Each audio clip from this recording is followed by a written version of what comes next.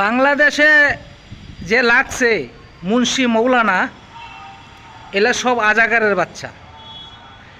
ছোট ছোট বাচ্চাদের বলৎকার করতেছে, ছোট ছোট বাচ্চাদের বুহের মনে হাত দিতেছে, ছোট ছোট বাচ্চাদের আজকে যোগ কাম করতেছে।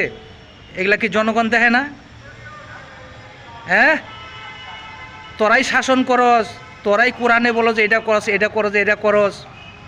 হ্যাঁ, তোরাই আবার ফতোয়া দিস, আর তোরাই আবার এই ধর্ষণ করতেছ ছোট ছোট বাচ্চাদের।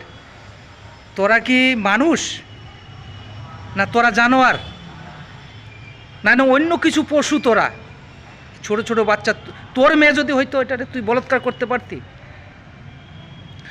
আরে বাচ্চাগুলার বাবা মা কি করে? এগুলা কি করে?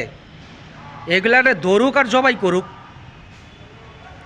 এই মুন্সি মৌলানা যেগুলা কোরআনের হাফেজ আছে এরা ফতোয়া দিচ্ছে তো, মানে ছোট ছোট বাচ্চার গায়ে হাত দিলে, এই আকাম করলে এ বেহেস্ত যাইব, এদের ফতোয়া এলো এইটা। আরে ভাই, তোরাই লাইন করতেছস, তোরাই ভাঙতেছস। হ্যাঁ, ইনুস, এই ইনুস আসার পরে কি ভালো ভালো হয়েছে? এখন আর দর্শন বেশি হয়ে গেছে গা। হ্যাঁ, আরে মানুষ শুই না মজা মারতাছে, মুসলমান তোমরা এরকম করতেছ। হ্যাঁ, অন্য জাতি হাসতেছে। তোরা তো জানোয়ার থেকেও বেশি, তোরা তো জঙ্গি, তোরা পাকিস্তানি। তোদের দিয়ে বিশ্বাস আছে কেউ? তোদের দিয়ে কেউ বিশ্বাস করবো না তোদের। এই সময় আমি কইতাছি, আমার কথা যদি জনগণ শুনে, তো এই মুন্সি মৌলানা যতগুলো আছে এগুলো বয়কট করো।